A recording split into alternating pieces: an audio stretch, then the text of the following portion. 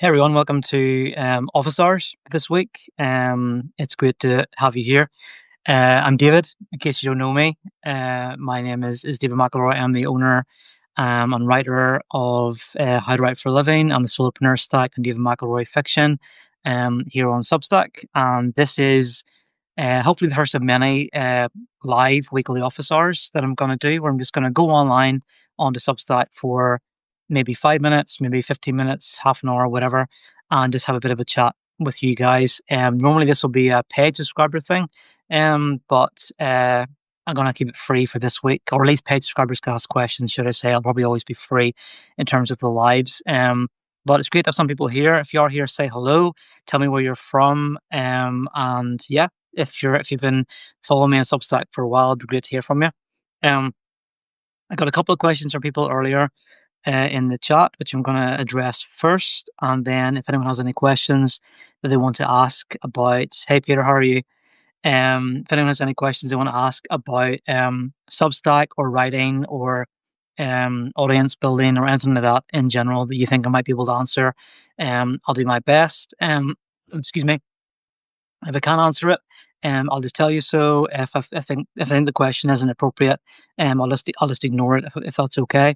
But certainly pop things into the chat, say hello, tell me where you're from, ask a question if you want to while I'm here for the next few minutes. Really cool to see you. So a couple of questions that I did get in the chat, which I'm going to look at really quickly, is firstly from Susan.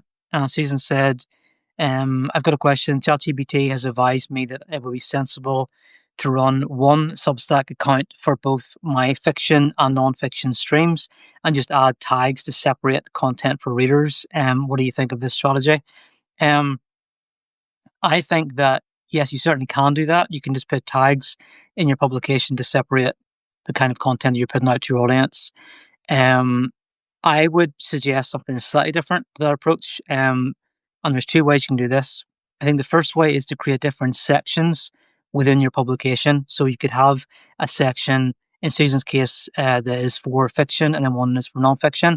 And it means that people can essentially subscribe to each section within one like umbrella for your publication. So if someone doesn't want to read your fiction stuff, if they just want to read your nonfiction work, they can, or vice versa. So that's one option. So create different sections. And to do that, literally just go into your Substack publication settings and type in sections into the search bit, and it will direct you to the area where you can set up a section for your publication. The second option that you can do, which is something that I've done, is to create an entirely separate publication for your fiction work. So, for instance, I have How to Write for a Living, which is my non-fiction side of things, which you're probably connected to right now if you're seeing this. And then I have David McElroy Fiction, which is my much smaller Substack publication, which is purely about my books. I'll come back to it in just a second, Wesley. Um, but yes, so those are two entirely separate publications. If someone's not interested in my fiction work, they're not going to get anything about it for the most part. And if they are interested in it, they can subscribe to my other publications. So you have two options there. So create more than one section within one publication, or create two publications and just keep the content entirely separate. Obviously, if there's a lot of overlap between the two different genre things that you're doing in two different categories, you can have them under one publication. That's okay. But if they are distinct enough, if they are different enough, then I would suggest keeping them separate. Um, that's just one bit of advice from me, and just my own personal experience. Again, I'm not an expert in anything. I would never position myself as an expert. I'm just someone who's maybe slightly further along the line from where you are right now in this moment, and you'll someday be in this position as well. So I'm just sharing from my own personal experience, telling you what I think, what I've learned along the way. So hopefully that'll be useful to you. The second question is from someone who's tagged themselves as the unquiet self.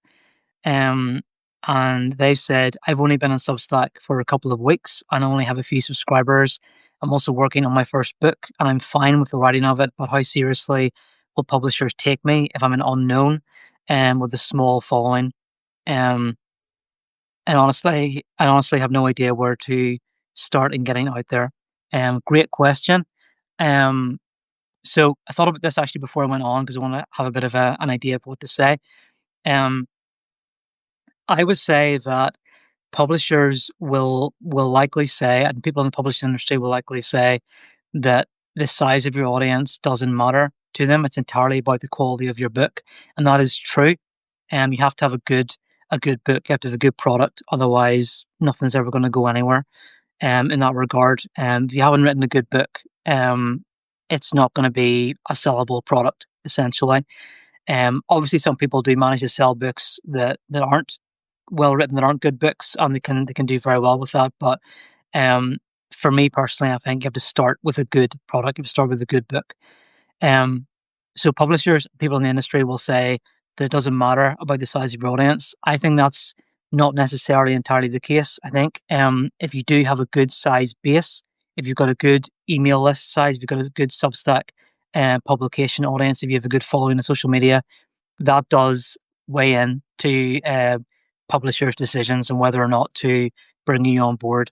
It doesn't mean that if you have, say, like 50,000 Instagram subscribers, you're automatically going to get a book deal. But it can definitely influence, I think, um, how marketable you are as a writer. So if you can build a good sized audience here on Substack or on TikTok or Instagram or wherever you want to be, that is definitely a factor. And you should definitely think about ways that you can build that audience over time in a way that works for you. So, um, if you don't have a following, don't panic and don't think, "Oh no, I'm never going to be able to get my book published." But also don't just cast that aside and say, "I don't need to build an audience. I can just write a good book and it will automatically get found and get published." Try to factor both things into that situation into your thinking there. Um, and again, if you are just starting out, don't be overwhelmed by it. Don't think I'm never going to get to the stage where I have a big audience. You just have to do the same simple things over time and be consistent with them and watch them compound over time because it will happen. But that time isn't like the course of a few days or a few weeks. That can take months before you start to really see those kind of consistent results. So again, not trying to put a downer on that, just trying to be realistic about it. It does take time, and most people don't stick with things long enough to see the results come through. So hope that makes sense. Hope that does answer that question to at least some degree. Publishers won't not take you seriously if you don't have a big audience, but having a good sized base can definitely help. Um, Barbara, there you are. There you are. There. Thanks so much for popping in. Um, yeah, just keep working on your audience, Barbara. And just don't be discouraged. If you're just starting out, but just do those little things consistently every day on Substack or other publications as well that you know are going to work, and build that audience and build those followers because, yeah, you want to give your book the best possible chance of success. So if you've got an audience base there that can help you get published, it can help you sell books further down the line, and speak from experience from that as well. So hopefully that can help you. I'm going to go back to a previous question possibly or comment there. Um,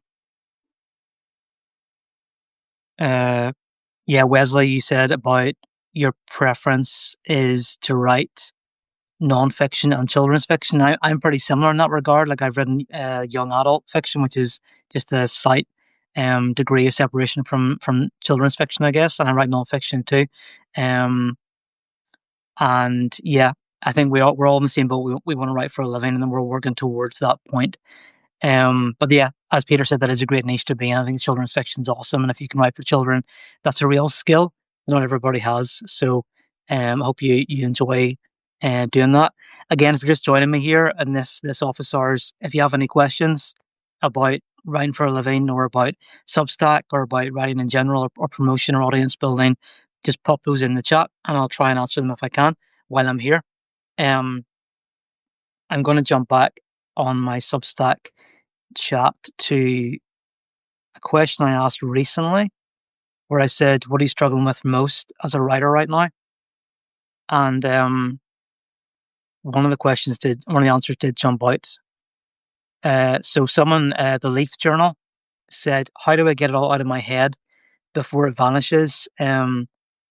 I write to relieve my own brain of a story that keeps me up at night." And just paraphrasing here, words don't do it justice. How do you write a feeling? Really good question. How do you write to get out of your head before it vanishes?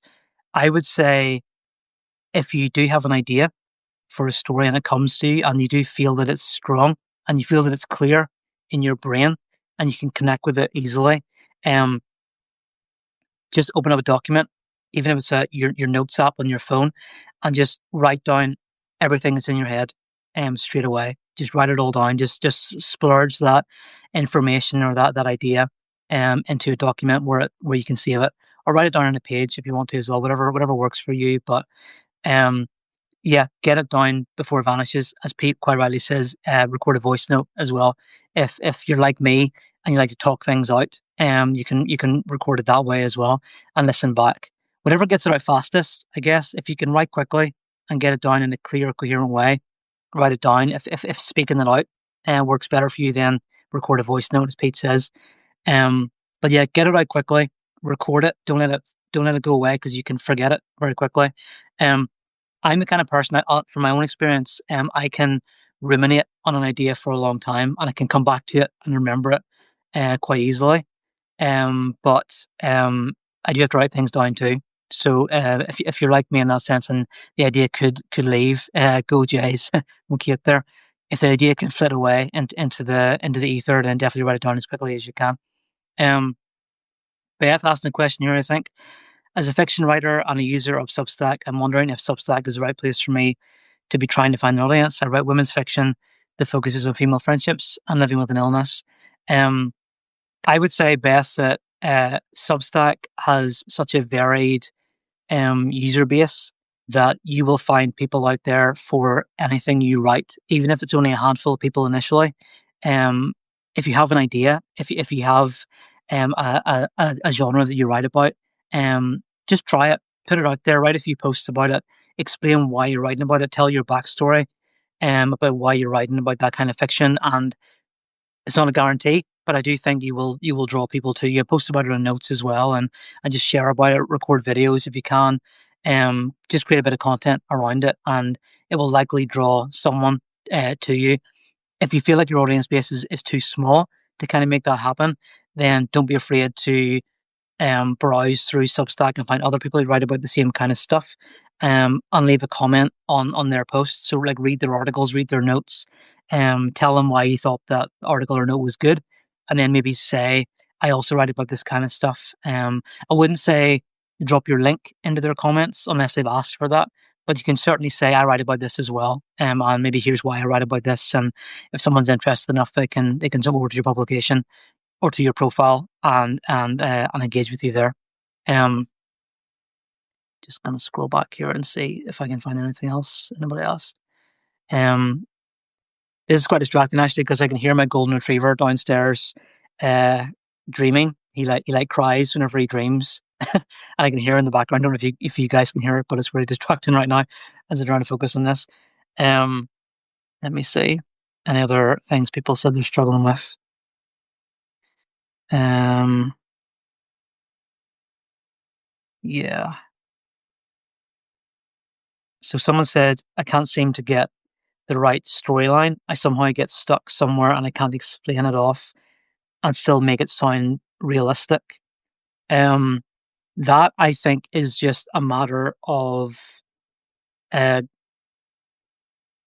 repeating it over and over again. So if you've got a storyline and you can't quite get it right, what I would suggest is try and write it more than once. So even write a summary version of your story, write it out in full, read it to yourself, even set it aside for maybe a week, and then come back to it, and then just try and write it again. Try and take the same idea and try and put it down on paper a second time, and just kind of compare the two and see where maybe one is stronger than the other, how one can impact on the other one as well, and draw the strengths out of each, and then maybe try again a third time. I know that sounds excessive, but if you can get your storyline, if you're a planner kind of writer, and you can get your storyline nailed from the start, that is so useful for then just diving in and writing the rest of the book, I find. So um, don't always worry about trying to make it sound realistic. That can come over time. That's the kind of thing an editor can help you with, or you can work out in future drafts. Just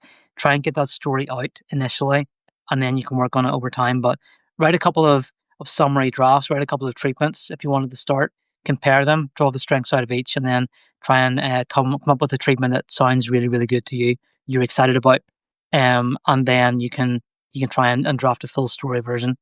Um, Beth, sorry about that, about getting weird DMs from strange men. Unfortunately, that is just the nature of being on the internet, of being on social media, or even on Substack. A lot of those weird men will probably just be bots. I get that all the time from bots on Substack, not always from weird men, but they're definitely bots. So just don't be afraid to just block those people straight away, because they're probably not real people. We need to reply to them either. And as Jane says, don't let it stop you. That's the main thing. Don't let people invading your space on Substack with DMs or on other platforms stop you from what you're trying to do. Because it's not worth it. Just block those people and move on to the next thing. Let's see. Yeah, Sherry says, don't engage when comments are inappropriate, which is so true. Just don't engage. Just ignore them, and block them, and mute them, whatever you need to do, and put them to one side.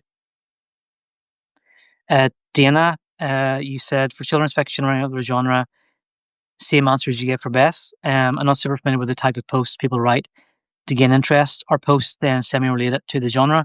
I feel like I should spend some time on Substack to see the spectrum of posts. Yes, yeah, do very much so. Spend time on Substack. Subscribe to the publications. Read what they put out there. Get familiar with it. Try and see the kind of post that you think you could write as well. If it resonates with you, if it's something you feel like you could write, then definitely give that a go. I do think that telling your story is super powerful. So explaining why you decided to tell the story that you've told. Um, for instance, quick plug for my own books. This is my book that just came out, and with some name, it's a sequel to The Soulburn Talisman, which is right there behind me. I wrote these books because they're based very much on the place where I'm from, which is Northern Ireland, and that very much inspired the mythology in these books and the landscape. And if you've ever been to Ireland, and you read these books, you might get a bit of a picture of what Ireland looks like through my eyes, and you might be able to resonate with that as well. But I wrote these books because I just wanted to tell my own version of a fantasy. I wanted to approach it in a different way. I wanted to write my own villains, my own heroes. I wanted to write the kind of book that maybe someday kids that we might have might want to read them, and go back through that series. So that's kind of my story about it. And I think if you can write that kind of story about your why you've written the book, and what's inspired it, um, even just literally tell the story of the first time you sat down to write it, or the first time you had the idea for it, because that's really, really interesting. That's really engaging. A lot of people can relate to that as well. So tell the story of your story. And it's a really good place to start. You can do that more than once as well, from different angles. Write a few posts about it if you want to. Write about your characters and who they are, and what they're based on, and what you imagine whenever you picture them in your head, on why they are that way. Maybe somebody who inspires those characters in your own life. Because I think that's interesting. I think if people can understand who you are as a writer and as an author, and what your process looks like, it's going to make them more interested in your books, and seeing then how does that translate into a physical book that I can buy and read, as well. Hope that answers your question a little bit, Dana. It probably didn't answer properly, but I'm just kind of winging it here live on Substack.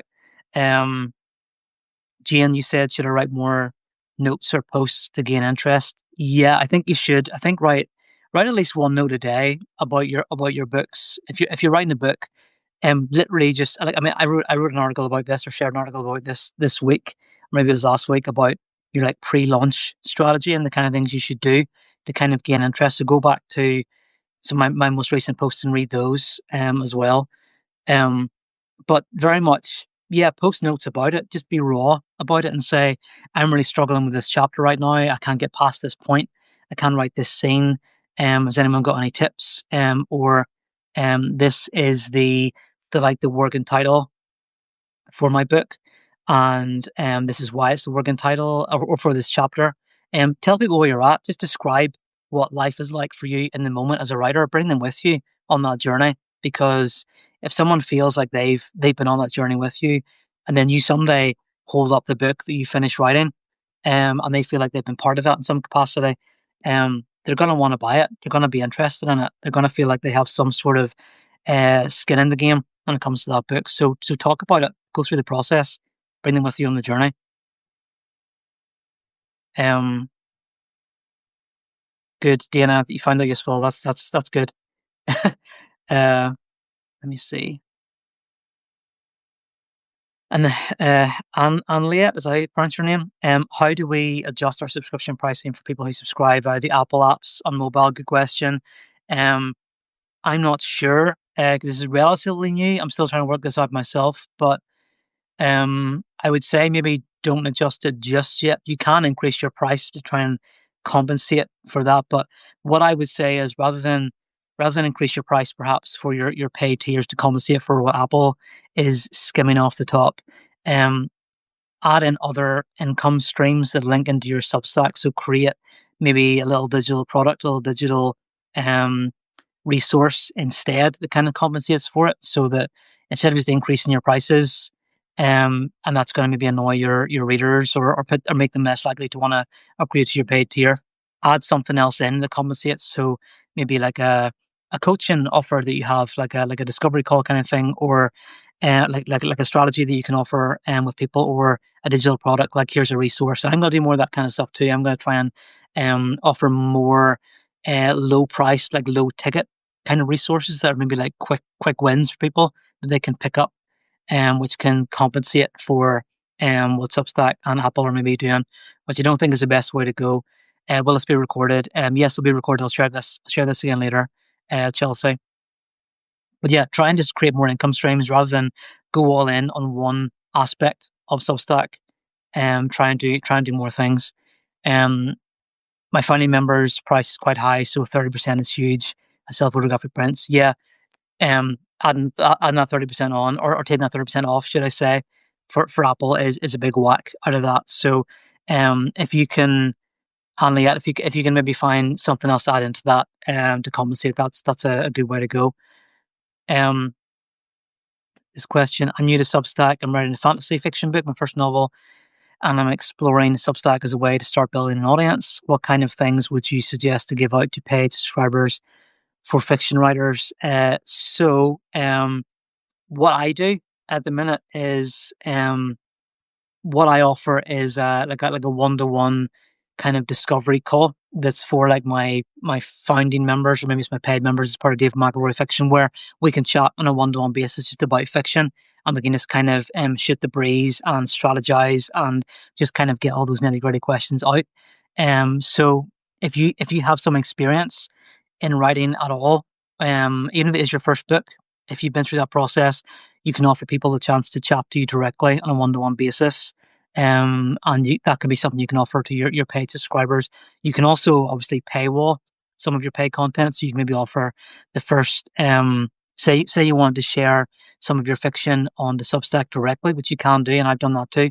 You can maybe make the first 3 chapters of a piece free, and then you can maybe paywall the next 3 chapters, just paywall the rest, or you can make the first half of every piece you share free, and then just paywall the second part. It's up to you. It depends. Are you trying to sell your book, or are you trying to sell content on Substack, or are you trying to sell the process? So think about different things you can do. Just try different things. See what you feel comfortable with. If you feel like you can chat to someone on a 1-to-1 basis, or even on a small group basis, and feel comfortable about that, then you could offer that kind of discovery, coaching, strategizing kind of option. Or if it's more about content, you can paywall some of your content instead, and try that approach. Again, kind of spitballing here myself, like live. So I'm trying to give you good answers. And if they're not good answers, I apologize. You can also DM me afterwards if you want to go deeper into this kind of stuff. If I've answered your question, and you can do that too. I'm gonna take a little drink here because my throat's kind of dry. Going live on Substack is it's kind of a stressful thing in some ways too, because you're trying to think of good answers for stuff in the moment, and not like let somebody down with a bad answer. Especially as an introverted person who's not always good on their feet. It's definitely hard sometimes with lives. But I would say if you're thinking about going live in Substack, even if you're introverted, even if you're not comfortable with this kind of thing, give it a go once or twice and just kind of go on and talk about something that you're interested in. I've had a couple of calls recently, podcast calls that will be coming out soon. So definitely check those out in the next few weeks where we talk about this kind of stuff as well. I've talked with other introverts about going live and why you should go live and why it's useful. And I think for just building that connection with your audience, people getting to see that you are in fact a real live human being, who they're actually connecting with through Substack. It's really good for building that connection. I think is really important.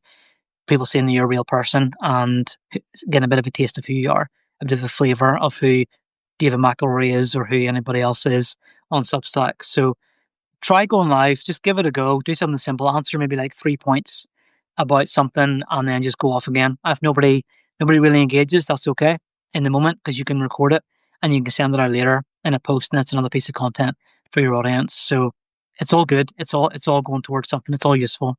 But yeah. I'm going to wrap this up in a couple of minutes. If you have any more questions, you can quickly throw them out. It can be about writing, it can be about Substack, it can be about me personally, whatever. I'm here for 5 more minutes, let's say, and then I'm going to stop. But yeah, throw any more questions out that you might have in the meantime before I go. I'll just quickly tell you if there are no more questions or while they're coming in, I'll quickly tell you what I'm going to be doing. So I put out a free article yesterday. I'm going through a series at the minute about book launches and how to run a book launch for free or for cheap. So that's kind of what I think I'm really going to focus on at the minute, is how to do things in an affordable way. So I put out 2 articles last week about it. One article went out yesterday, and there's another paid post is going to be going out tomorrow. It's the second half of the previous one. So definitely look out for that. It's coming out tomorrow, in the morning, hopefully, in your time. So check that out. Apologize, I'm saying M a lot. So I think I'm doing the comments yet, I guess. This is my book. I'm just going to plug this again, which has just come out. So the Soulburn Talisman, which is sequel to, no, sorry, that's the Soulburn Talisman. This is Embers of Nim, which has just come out. And definitely check this out if you haven't bought it yet. I'd love your support. If you like fiction, this is a young adult novel, young adult fantasy novel for anyone who maybe likes things like The Chronicles of Narnia, Harry Potter, Lord of the Rings, that kind of stuff. As I said, it's inspired by Irish mythology. It's directly inspired by the landscape of Northern Ireland. And if you have teenagers, if you have older preteens or whatever, or even if you're an adult who just likes fantasy, this is the kind of novel that you might enjoy. So definitely check it out. It's available now anywhere you buy books. I'm glad you find this helpful, The Unquiet Self.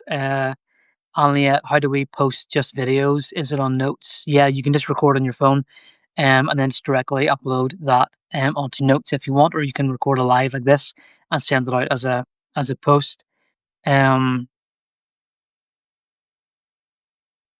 Chelsea, that's kind of a longer question. I'm just trying to see if I can answer it. I'd like to understand how I can build my own personal brand and identity outside of this, looking at coaching qualifications, etc. Can you provide some helpful guidance around how I can start a Substack?